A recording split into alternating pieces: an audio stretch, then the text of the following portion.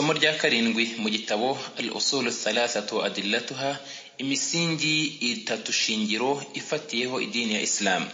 Alhamdulillah al-qa'il dhalikumullahu rabbukum la ilaha illa huwa khaliqu kulli shay'in fa'buduhu wassalatu wassalamu ala rasulillah wa ala alihi wa ashabihi wa man wala. Ishimwe nikuzo bisaka n'iby'Uwiteka Allah subhanahu wa ta'ala, we wavuze agira ati uwo ni we nyagasani wanyu, nyuma yo kwivuga imyato no kuvuga ibigwi bye no kugaragaza ubushobozi n'ubuhambare bwe n'ubuhangange bwe mu bice byose, aravuga ati uwo nguwo urangwa n'ibyo bigwi kandi akaba ahambaye bingana gutyo, uwo ni we nyagasani wanyu, nta yindi mana iriho ikwiye gusengwa by'ukuri usibye we, niwe waremye buri kimwe cyose, ngaho ni mu mugaragire. Amahoro n'imigisha bisakare ku ntumwa Muhammadin sallallahu alayhi wa sallama n'abiwe n'abasangira ngendo be n'abazakomeza kugera ikirenge mu cyabo kuzageza ku munsi w'imperuka. Dusaba Uwiteka Allah subhanahu wa ta'ala ko yadushyira muri abo ngabo. Bavandimwe, dukomeje n'isomo ryacu rya karindwi, aho tugiye gutangira umusingi wa gatatu. Twaburebeye hamwe imisingi ibiri ya mbere ibanziriza uyu musingi wa gatatu. Umusingi wa mbere wari uwo kumenya Imana imwe nk'uko twabibonye n'ibiyigize no gusobanukirwa Uwiteka Allah subhanahu wa ta'ala. Umusingi wa kabiri wari uwo gusobanukirwa idini y'Uwisilamu no kumenya icyo Uwisilamu busabwa n'ibiwugize n'ibyiciro n'ibice byabwo kugira ngo umuntu abe mu idini ye asobanukiwe ibyo arimo. Hanyuma uyu munsi ku musingi wa gatatu, umwanditsi rahimahullah avuga agira ati al-aslu thalith, umusingi wa gatatu, aravuga ati ma'rifatu nabiyyikum Muhammadin sallallahu alayhi wa sallama, ni ugusobanukirwa intumwa yanyu ariyo Muhammadin sallallahu alayhi wa sallama, amahoro n'imigisha by'Imana bimusakareho.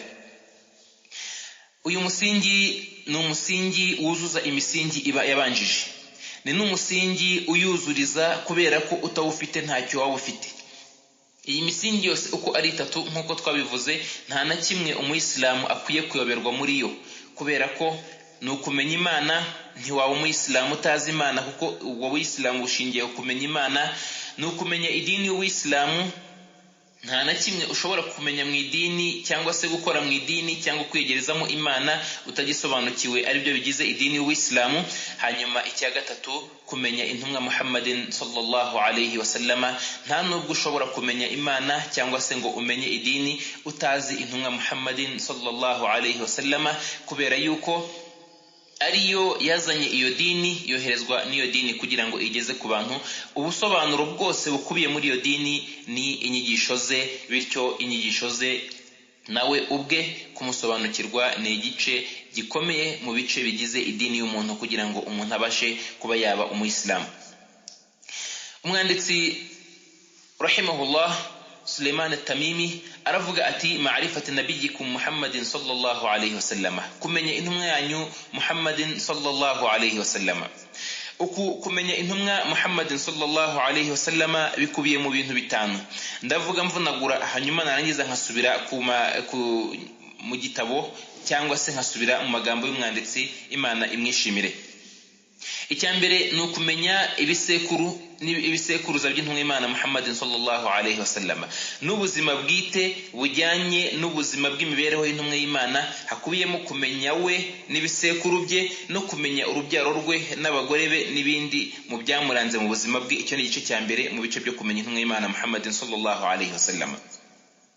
Igice cya kabiri ni ma'rifat sinni, ni ukumenya ubuzima yabaye ko bwanganaga, n'aho yanyuze n'aho yagarutse, aho yagiye n'aho atagiye. Ibyo nabyo ni igice cya kabiri mu bice bigomba kuranga umuntu mu gusobanukirwa intumwa y'Imana Muhammadin sallallahu alayhi wa sallam. Igice cya gatatu ni ukumenya ubuzima bwe, ibyiciro bwari bubugize, kuko bugizwe n'ibyiciro bibiri, icyiciro cy'ubutumwa n'icyiciro kiri hanze y'ubutumwa. Kumenya ngo ibi byiciro byose byabaye intumwa y'Imana yabayemo ite, hanyuma harimo iki n'iki dukuramo, ibyo biri mu gusobanukirwa intumwa y'Imana Muhammadin sallallahu alayhi wa sallam. Icyiciro cya kane ni ukumenya ngo ni ibiki byamugize intumwa n'umuhanuzi, ni n'ibiki yari yasabwe cyangwa se yoherejweho, ni n'ibiki yatumweho atumirwa ummati Muhammadin sallallahu alayhi wa sallam. Ukanamenya ko icyatumye aba umuhanuzi cyambere ari ijambo iqra bismi rabbikal ladhi khalaq nkuko umwanditsi ari buze kubidusobanurira. Ijambo soma ku izina ry'umuremyi wawe waremye, soma ahabwa gusoma ubwo nibwo arimo ahishurirwa bwa mbere agiye atangiye kuba umuhanuzi. Hanyuma aza kuba intumwa ku ijambo ya ayyuhal mudaththir, yewe uwiyoroshe, qum fa anzir, ngaho haguruka uburire abantu. Iyo niyo aya yamugize intumwa, bityo ibyo nabyo ukabisobanukirwa. Hanyuma icya gatatu ukamenya ngo bimadha ursila wa limadha, ni ibiki yahawe ngo atuzanire, hanyuma ni kubera iki yabituzaniye. Ibyo yatuzaniye at-tauhid, yatuzaniye kumenya Imana imwe rukumbi no kwirinda ibangikanyamana. Wa limadha, no kubihe impamvu ni ugushimisha Uwiteka Allah subhanahu wa ta'ala no kurokoka ku kiremwa muntu. Ibyo bintu uko ari bitanu iyo umeje kubisobanukirwa, kabone nubwo byaba ari mu ncamake, ariko ukaba ubifiteho amakuru, icyo gihe uzi intumwa y'Imana Muhammadin sallallahu alayhi wasallama, no kuyikurikira birakoroheye, no kumenya inzira n'ibitari inzira, icyo gihe ahangaha biroroshye. Umwanditsi rahimahullah duhereye ku cyambere kijyanye n'ibisanire by'intumwa y'Imana Muhammadin sallallahu alayhi wasallama aravuga ati huwa Muhammad ibn Abdullah, ati yitwaga Muhammad mwene Abdullah, Muhammad mwene Abdullah ibn Abdul Muttalib mwene Abdul Muttalib ibn Hashim mwene Hashim wa Hashim min Quraishi. Uyu Hashim yari mu muryango w'Abakuraishi, wa Quraishi min al-Arab, hanyuma Abakuraishi bari mu gice cy'Abarabu cyangwa se bari Abarabu. والعرب من ذرية إسماعيل, naho Abarabu bo bakomokaga mu bisekuru cyangwa se mu rubyaro rwa Ismail alayhi salam. Ismail ariwe umuhungu mu bahungu ba Ibrahim al-Khalil, inshuti y'Uwiteka Allah subhanahu wa ta'ala, alayhim wa ala nabiyyina afdalus salatu atamma taslim. Bose abo izo ntumwa nyagasani abahundagazaho ibyiza hamwe n'intumwa Muhammadin sallallahu alayhi wasallam. Bityo umeje kumenya ko Muhammad ari mwene Abdullahi mwene Abdul Muttalib mwene Hashimu, hanyuma ukamenya ko yari mu bwoko bw'Abakuraishi, hanyuma Abakuraishi bari mu Barabu, hanyuma abo Barabu ukamenya ko bakomoka kuri Ismail umuhungu wa Ibrahim alayhi salam. Nyagasani abahe amahoro n'imigisha.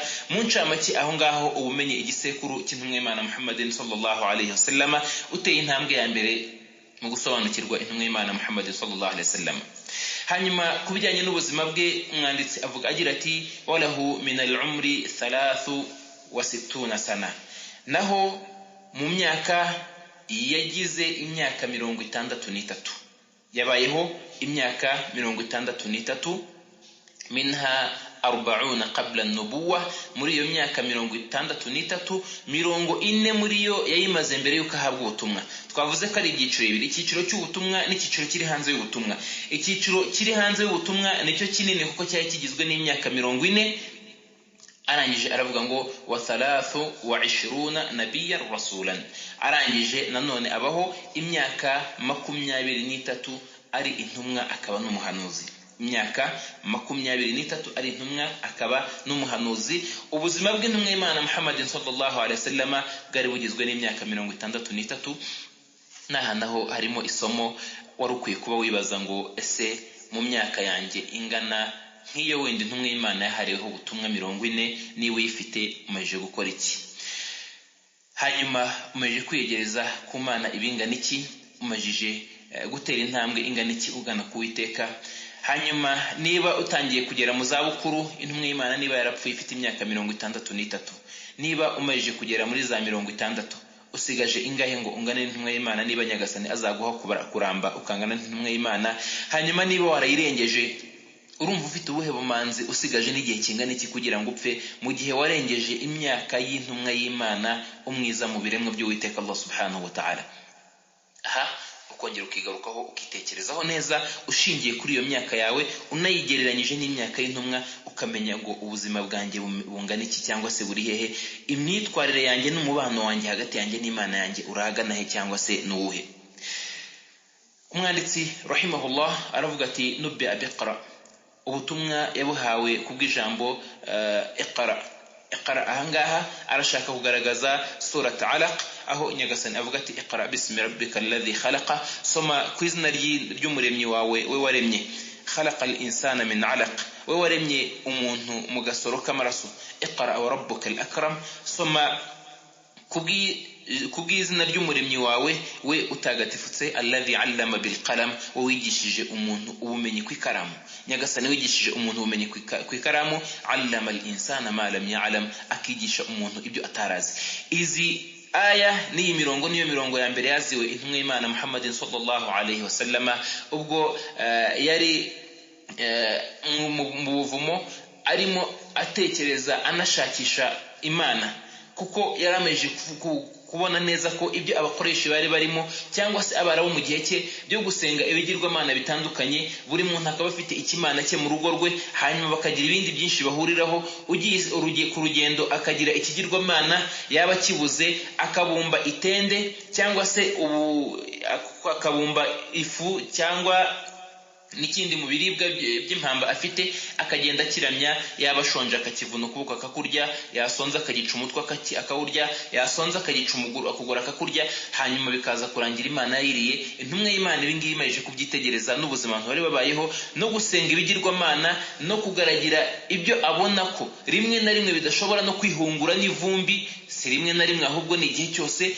ntibishoboye no kwihungura ivumbi, ntibishoboye gutangira umujuru uje kwiba amaturo yashyizwe iwabyo n'ibindi bitandukanye. mu ntege nke byari bifite, intumwa y'Imana yatangiye gushaka Imana y'ukuri no gutekereza ku Mana, ibyo bita tahannuth no kwicara ahantu agatekereza cyane ku Mana. Ntabwo byitwa ta'abbud, ntabwo byitwa kugandukira Imana, kubera ko ukugandukira Imana bigomba guca mu murongo w'Imana.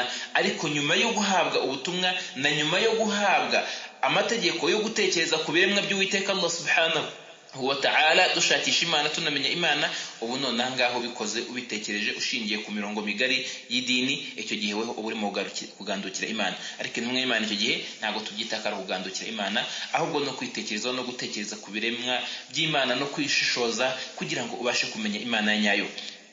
Aha rero nibwo intumwa y'Imana Muhammadin sallallahu alaihi wasallam yamanurirwaga izi aya n'iyi mirongo twavuze, itegekwa gusomwa iziwe na Jibril alayhi salam, kugira ngo imwigishe inamuhishurire, atangire no kubona ubutumwa buturuka ku Uwiteka Allah subhanahu wa ta'ala.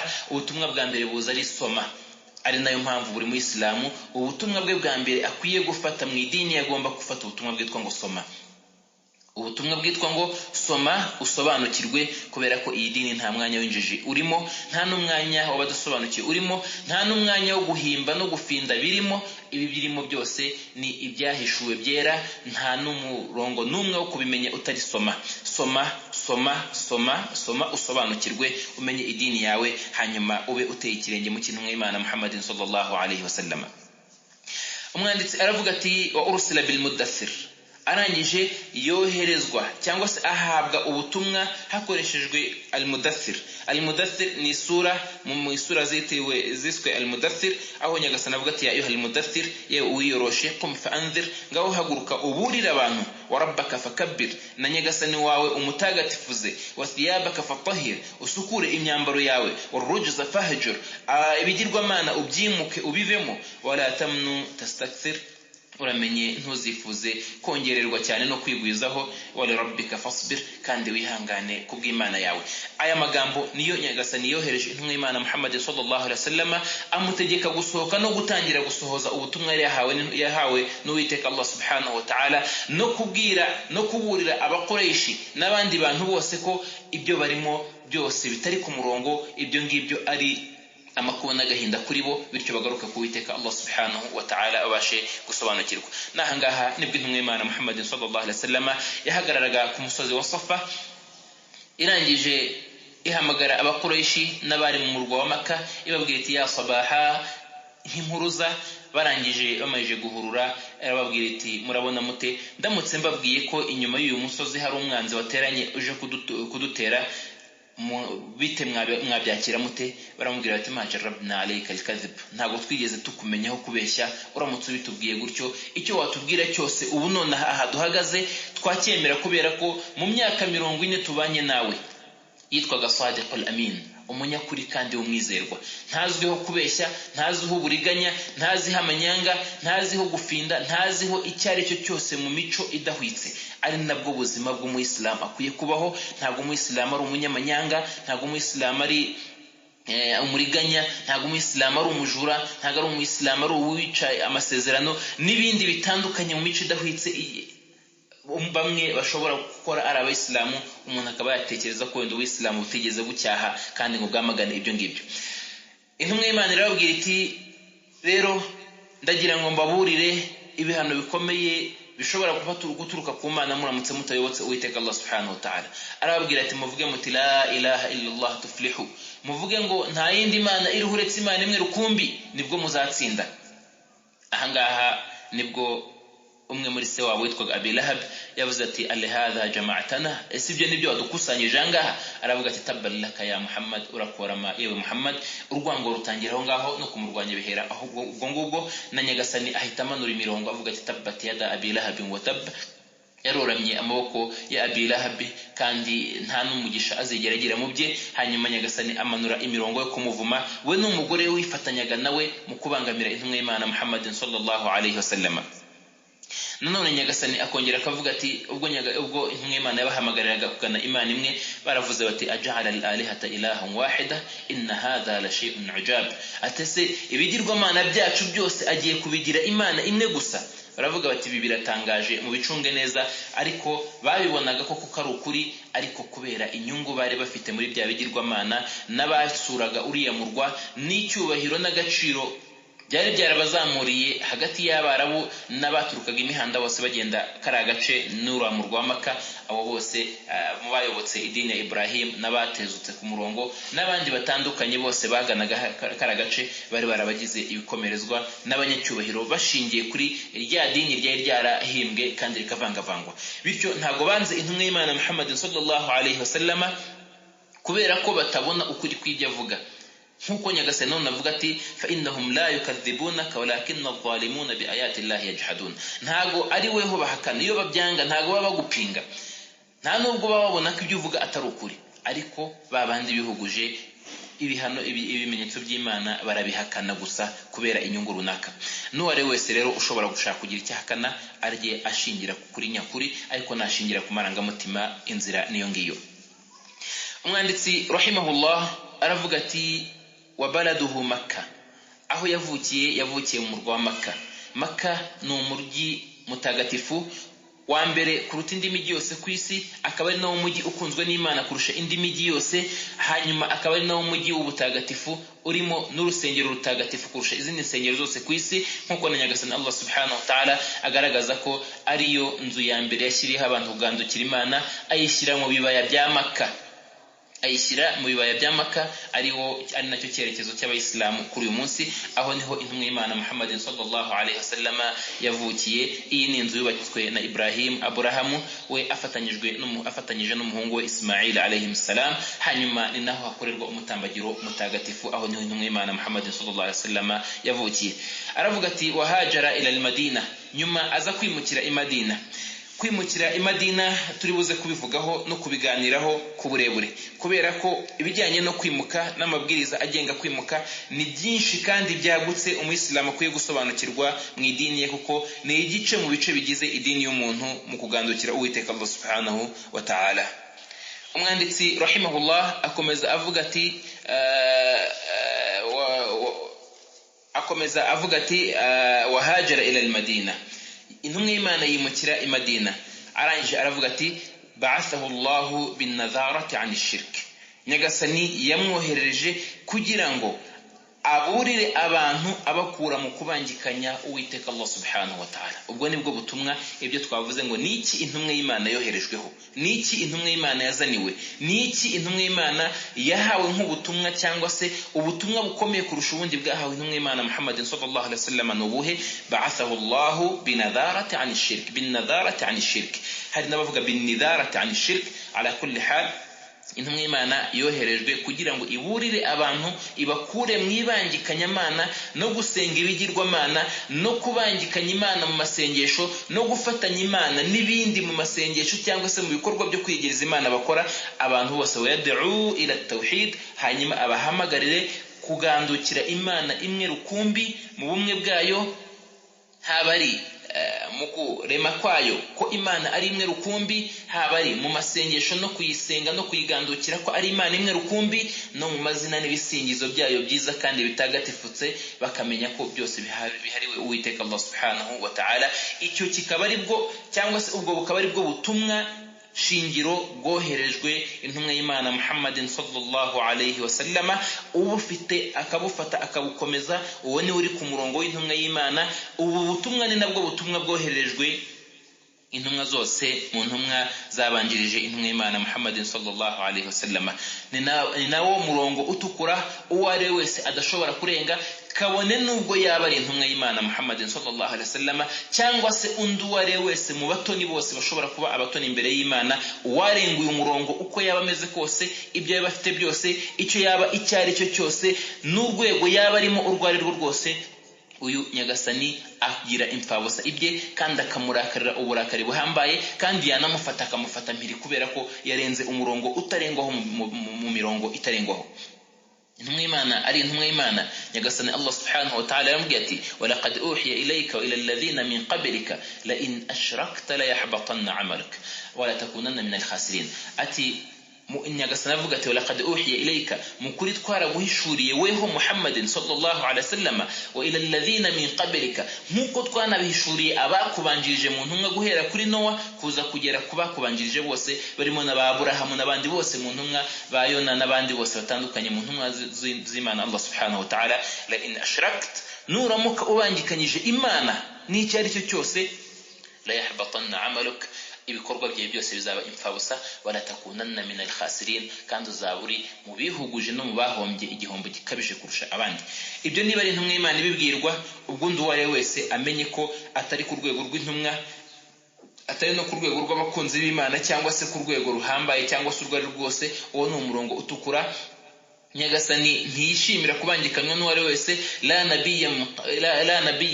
nabiyya mursal wala malakun muqarrab, nta ntumwa mu ntumwa zoherejwe cyangwa se umumarayika mu bamarayika b'inkundwakaza imbere y'Imana uwo ari wese ushobora gusangira ubwami n'ubumana n'Imana isumba byose. Uwo murongo utukura niwo wahawe intumwa y'Imana Muhammadin sallallahu alayhi wasallam, ko ntawe ugomba kurenga, n'abagandukira bose bagomba kugandukira kuri tawhid.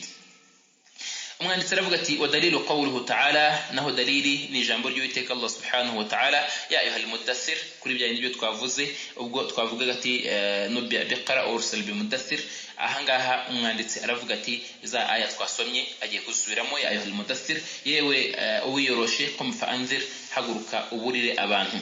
Ahangaha umwanditsi asobanura aya magambo aravuga ati ma'ana qum fa anzir, igisobanuro cy'ijambo haguruka uburira abantu ni yunzir ani shirk wa yad'u ila tawhid, nuko aburira abantu kuba ugomba kuva muri shirki, hanyuma bakagana ukugandukira Imana imwe rukumbi, ntawe bayibangikanyije nawe mu byo yaremye byose. Hanyuma rabbaka fakabbir, ukuze umuremyi wawe, ay azimuhu bitawhid, tagatifuza Imana uyizamure mu kwigandukira yo yonyine, no kugaragaza ubumwe bwayo n'ishema ryayo n'icyubahiro cy'Imana n'imbaraga z'Imana, byose bishingiye muri tawhid, bishingiye mu kugandukira Imana imwe rukumbi, wirinda kuyibangikanya n'icyo ari cyo cyose. Wathiyabaka fatahhir, hanyuma usukure ibikugize n'imyambaro yawe.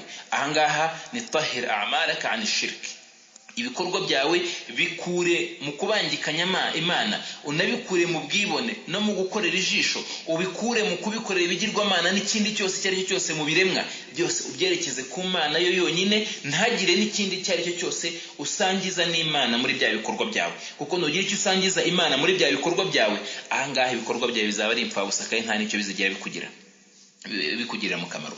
Aravuga ati urujuza fahjir, hanyuma n'ibigirwamana ubyimuke. Arujuz, umwanditsi aravuga ati al asnam wa hajruha tarkuha wal bara'atu minha wa ahliha. Arujuz ni ibigirwamana, hanyuma ibigirwamana ahangaha umwanditsi azabivuga mu mpera, tuzabona ibice bigize ibigirwamana. Ntago ari bya ibumbano gusa abantu basenga, nta nubwo ari izuba abantu bashobora gusenga, nta nubwo ari n'inyanja cyangwa se ari imiyaga cyangwa n'ibindi bitandukanye abantu bashobora gusenga, ahubwo na ya myumvire yo kugira icyo werekezaho ukuri mu kuri kw'Imana, ibyo ngibyo nabyo kiba kibaye ikigirwamana. kubera ko niba nyagasani aguhaye urugero amafunguro ukumva ko hari ikindi kintu runaka cyagize izindi mbaraga zitazwi cyatumye ari amafunguro akuzira, ahangaha wabarangije kubangikanya Imana. Niba nyagasani aguhaye urubyaro cyangwa se arukwimye ukumva ko hari izindi mbaraga runaka zishobora kuba zihishe ahantu hatazwi zabaye impamvu cyangwa zagize uruhare kugira ngo ubone rwa rubyaro cyangwa se urubure cyangwa n'ibindi bitandukanye, aha warangije kujya mwibangikanya Imana, n'ibyo byarangije kuba ibigirwamana, na ya myumvire ufite irimo kugukura kuri gahunda y'Imana nayo yarangije kuba ubwayo ikigirwamana. Umwanditsi rahimahullah aravuga ati akhadha ala hadha 10 sinin, ibi n'ubu butumwa yabumaze imyaka 10 abutanga. Iyi myaka 10 niyo yamaze atanga ubwo butumwa bwo kugandukira Imana no kwigisha abantu kumenya Imana no kubashyira ku murongo wo kugandukira Imana imwe rukumbi no kurwanya ibigirwamana no kubakuramo iyo myumvire yindi igaragira ikindi kitari Imana no kubashyira ku murongo wo kuba mu Mana, Imana imwe isumba byose, itagira ikisana cyo mu byaremye byose, Imana itarabyaye cyangwa se ngo ibyarwe cyangwa ngo igire ikisana cyo mu byaremye byose cyangwa ngo igire umufasha cyangwa se uwo babangikanyije mu bwami bwayo. Iyo myumvire niyo intumwa y'Imana yamaze imyaka 10 yigisha abantu mu kugandukira Imana.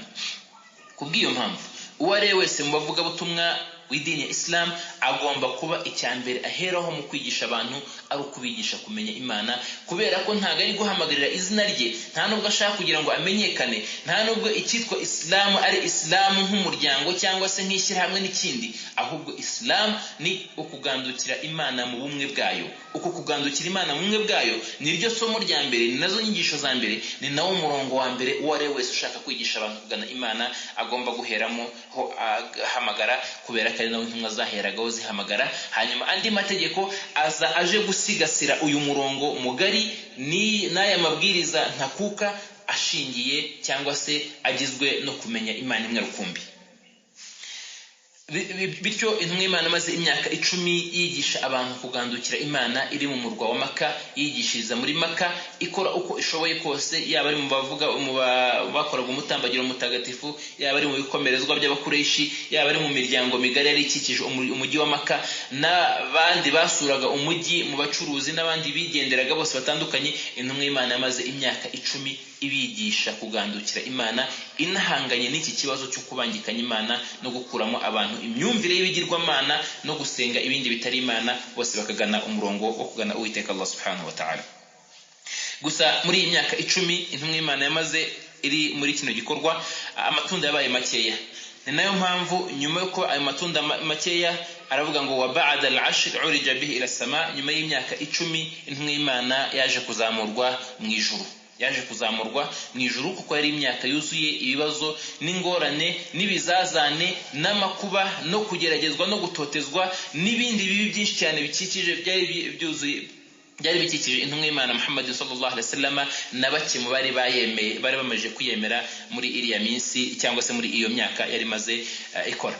Ku mwaka wa 10 rero nyagasani Allah subhanahu wa ta'ala nibwo yatangiye kuzana andi mategeko, nibwo yazanye andi mategeko. Aya mategeko atangirwa cyangwa se abimburirwa n'urugendo intumwa y'Imana Muhammad sallallahu alaihi wasallam yakoreye mu ijuru. Niyo mpamvu umwanditsi rahimahullah avuze ngo wa ba'da al-'ashr urija bihi ila as-sama, nyuma y'imyaka 10 aha intumwa y'Imana yazamuwe mu ijuru. Uru rugendo ni urugendo ruzwi nk'urugendo rwa Isra wal Mi'raj. Urugendo rwa Isra wal Mi'raj. Isra ni urugendo rwo kuva hagati yo ku musigiti wa Makka kugera Baitul Maqdis i Betelehemu, hanyuma Mi'raj ni ukuva i Betelehemu azamuka ajya mu ijuru kubonana n'Uwiteka Allah subhanahu wa ta'ala.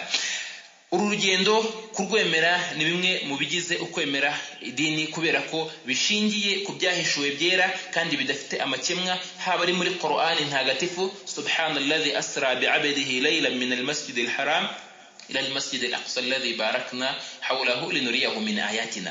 Ubutagatifu n'ubw'Imana iyo yakuye umugaragu wayo imuvana ku musigiti wa Makka imugeza ku musigiti wa Baitul Maqdis i Betelehemu, hanyuma nyagasani ati kugira ngo tumwereke mu bimenyetso byacu no mu bitangaza by'Uwiteka Allah subhanahu wa ta'ala, anakire no mu mategeko y'Imana akomeye kandi akwiye guhabwa agaciro kurusha ibindi byose. aha ni nyagasani ubyivugira muri Qur'an, hanyuma muri hadithi nyinshi cyane zitandukanye muri Bukhari na Muslim no mu bindi bitabo byose, mu bitabo bya hadithi. Nta gitabo mu bitabo bya hadithi uretse ko usangamo uru rugendo n'ibisobanuro byarwo mu bitabo byose bitandukanye muri hadithi sahih nyinshi, kuva ku ntumwa y'Imana Muhammad sallallahu alaihi wasallam no kuva ku basahaba basobanura urugendo rw'intumwa y'Imana Muhammad sallallahu alaihi wasallam. Aha uru rugendo rwari urugendo rwo kuva Imaka nk'uko twabivuze ugera Baitul Maqdis, hanyuma uva hariya ujya mu ijuru. Uru rugendo ruri mu myihariko y'intumwa y'Imana Muhammad sallallahu alaihi wasallam no kumuzamura mu ntera, kubera ko nta wundi mu bagaragu b'Imana wigeze ukorerwa urugendo rumeze nk'urunguru. Uwagiye mu ijuru ni Isa ibn Maryam, wazamuwe agira ngo nyagasani amurokora kuri babandi bashaka kumwica, ariko kujya kwakira amategeko ukajya kuyafata ku Mana ukagaruka ku isi, uyu wari umwihariko w'intumwa y'Imana Muhammad sallallahu alaihi wasallam. Ni nayo mpamvu rwari urugendo rutangaje, urugendo rwanafunguye rukanagura n'igituza cy'intumwa y'Imana Muhammad sallallahu alaihi wasallam. Mbere yuko uru rugendo arujyamo, aha intumwa y'Imana yari ku musigiti wa Makka, aho twita kuri al-Kaaba. Ubwo uwazaga asatura igituza cy'intumwa y'Imana Muhammad sallallahu alaihi wasallam kuva hafi y'urugu kugera kunda, arangije akuramo umutima w'intumwa y'Imana Muhammad sallallahu alaihi wasallam, araweza kugira ngo amutunganye cyangwa se anamutegure kuri bwa butumwa na rwa rugendo rudasanzwe agiye gukora. Nyuma yo kuwoza no kuweza, arangije yuzuzamo ubugenge, yuzuzamo n'ukwemera, kugira ngo ube ari umutima uri buze kwakira ibyo ugiye kubona. Hanyuma hazanwa ikigenderwaho yagombaga kugendaho, cyari mu bwoko bw'inyamaswa. Abanditsi cyangwa se intumwa y'Imana isobanura yavuze ko cyari hejuru y'iyo bita Baghla, cyari hejuru y'ipunda, ariko nanone cyari hejuru. Baghla ni umwana uboneka hagati y'ifarasi n'ipunda. Iyo ifarasi yimije ipunda cyangwa se ipunda ikimya ifarasi, havukamo inyamaswa itari ipunda kandi nanone itageze ku ifarasi. Iyi nyamaswa yazaniwe intumwa y'Imana Muhammad sallallahu alaihi wasallam, intumwa y'Imana yavuze ngo yari iri munsi ya Baghla, kandi nanone ari fawqa al-himar, nanone iruta himar. Ni ukuvuga ngo yari nk'icya gatatu, ko hari ipunda ntoya, hari iyo ngiri hagati yiswe Buraq, hanyuma hakaza iyo Baghla, hanyuma hakabona kuza ifarasi ariyo isa nkaho ibihagarariye zose, kuko ziba zaravutse ibikomoka ari ibyimanyi byayo. Iyi Buraq intumwa y'Imana Muhammad sallallahu alaihi wasallam isobanura ibyayo, yavugaga ko urugendo rwayo n'umuvuduko wayo, iyo yabaga iteye intambwe, amaguru yayo y'imbere yayashyiraga aho amaso yayo ahereye, hanyuma nk'uko inyamaswa nyine zigenda. Ni ukuvuga ngo intambwe yayo nuko intambwe yayo yageraga aho amaso yayo ahereye mu bijyanye no kureba. Kandi ubutayu murabizi ko haba harambuye cyane, ari mu misozi intambwe zaba ari ntoya, ariko mu butayu aba ari intambwe ndende, bityo yarihutaga cyane ku buryo budasanzwe. Yagombaga kwihuta gutyo kubera ko yagombaga kuva Imaka ikagera Baitul Maqdis. Aha ni ahantu hari urugendo rwagendwaga igihe kingana n'amezi 3, ariko intumwa y'Imana yagombaga kurugenda mu ijoro rimwe, kandi ikanagaruka ikajya no mu ijuru igahabwa ibyo igomba guhabwa, ikagenda no mu zindi ngendo zo yakoze mu ijuru, gusura ibyo yagomba gusura, ikagaruka hariya. Bityo hari hakenewe inyamaswa nk'iyi ngiyi nyagasani yahaye iki cyubahiro. Iyi Buraq yari iyo nyamaswa y'umweru yajyanye intumwa y'Imana Muhammad sallallahu alaihi wasallam. Hanyuma uru rugendo intumwa y'Imana yaherekejwe na Jibril alayhi salam, yaherekejwe na Jibril alayhi salam.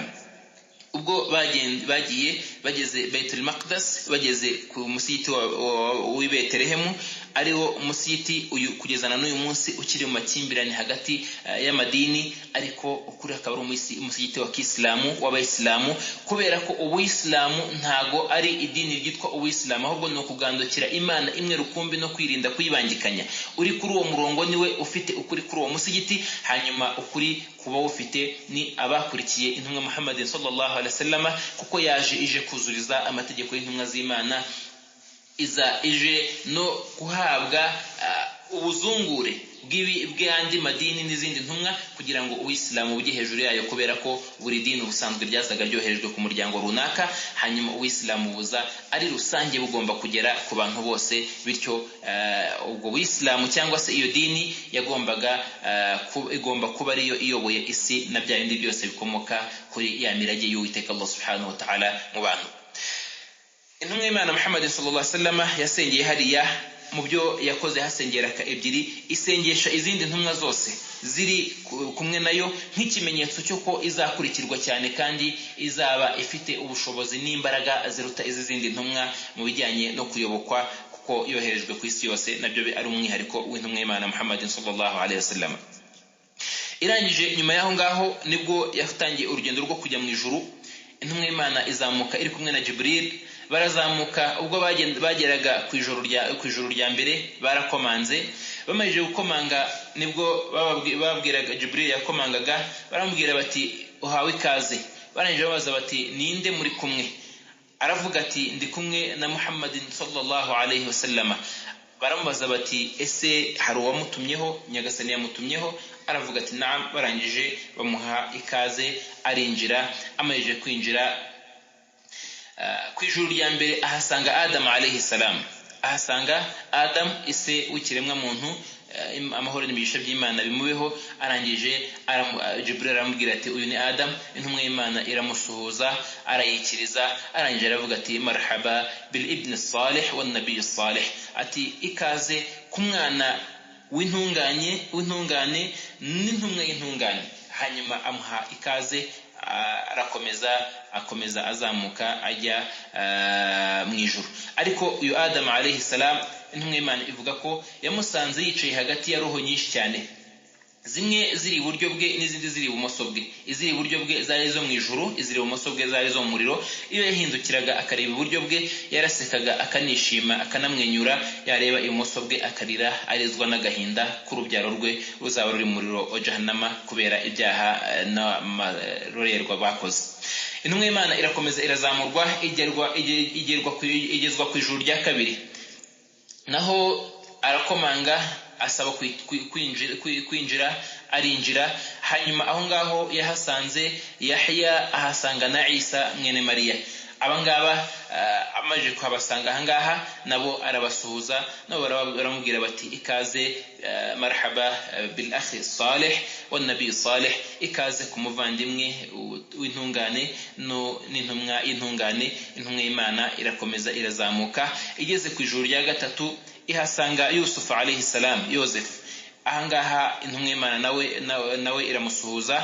Bose Jibril yagendaga amusobanurira abari bo, kuko intumwa y'Imana ntiyari ibazi. Hanyuma yarangiza bakamuha ikaze nk'umuvandimwe wabo n'intumwa y'intunganye kurusha izindi. Intumwa y'Imana irakomeza igera ku ijuru rya kane. Ku ijuru rya kane yahasanze Idrisa alayhi salam, nawe aramwakira nk'uko nguko. Arakomeza agera ku ijuru rya gatanu. Ku ijuru rya gatanu yahasanze Haruna ibn Imran akha Musa. Yahasanze Haruna mwene Imran, ariwe muvandimwe wa Musa alayhi salam. Aha nawe aramusuhuza, aramwakira. Arangije arakomeza arazamuka. Ageze ku ijuru rya gatandatu niho yahasanze Musa aramwakira, aramwishimira. Hanyuma agiye kurenga kuri Musa ararira. Arize baramubaza bati urarizwa n'iki? Aravuga ati ndarizwa n'uyu musore muto woherejwe nyuma yanjye, ariko umuryango we ukazaba ariwo muryango mugari mu ijuru, mu bazinjira mu ijuru. Ibi ntago ari ishyari rya Musa ku muryango w'intumwa y'Imana Muhammad sallallahu alaihi wasallam, ahubwo nagahinda ko kuba abantu be batazaboneka ari benshi mu ijuru. Ibi ngibi ni byiza kandi ni n'ishyari ryiza buri wese yakwiye kugira iyo abonye igikorwa cyiza, akifuza ko yagira igikorwa cyiza kuruta kiriya, ariko adatwaye icyuriya cyangwa se ngo icyuriya gicike intege. Intumwa y'Imana Muhammad sallallahu alaihi wasallam irakomeza irazamuka igera ku ijuru rya karindwi. Ku ijuru rya karindwi yahasanze Ibrahim alayhi salam, yahasanze Abrahamu ise w'abemeramana. Jibril aramubwira ati uyu nguyu ni abuka, nguyu papa wawe Ibrahim. Intumwa y'Imana iramusuhuza, aramwikiriza, aramubwira ati marhaba bil ibn salih, ati ikaze mwana wanjye mwiza kandi intumwa y'Imana nziza. aha Jibril arangije arakomeza amuzengurutsa mu ijuru, yamuzengurukije mu bintu bitandukanye. Ntago twabivuga muri iri somo ritoya, ahubwo mu ncamake yazengurutse n'ibindi, yereka umuriro, yereka ibihano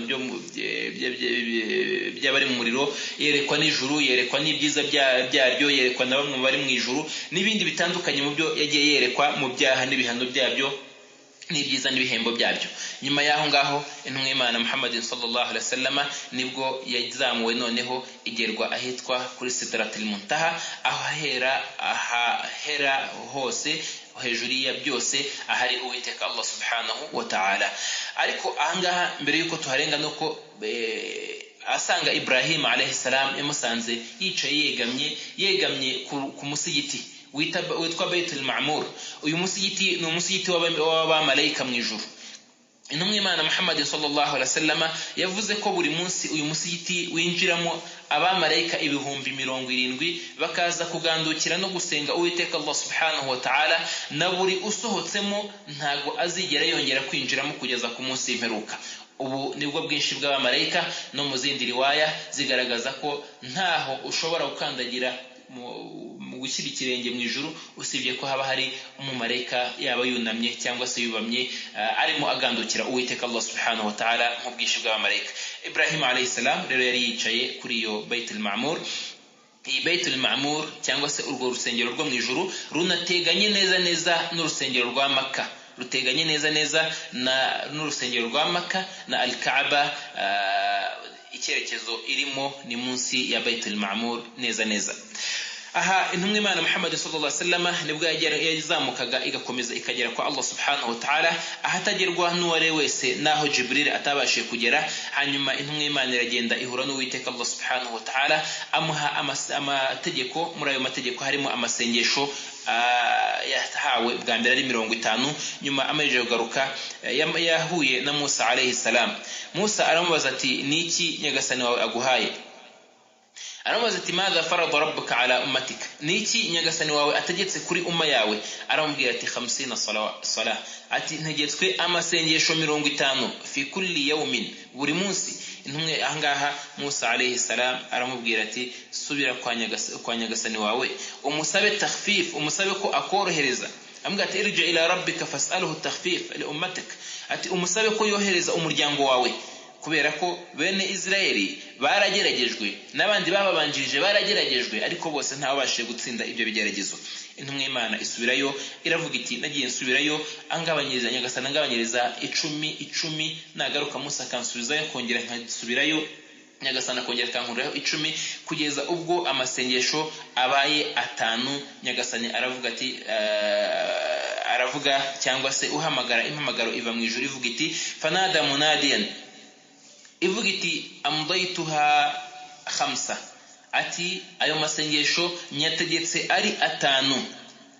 Aravuga ati faridati wa khaffaftu ala ibadi, ayo niyo mategeko yanjye kandi norohereje abagaragu banjye. No mu yindi riwaya iravuga iti ni 5 kandi nayo 50, ntago ijambo iwanjye rihinduka, bisobanuye ngo 5 ariko ahembwa nka 50.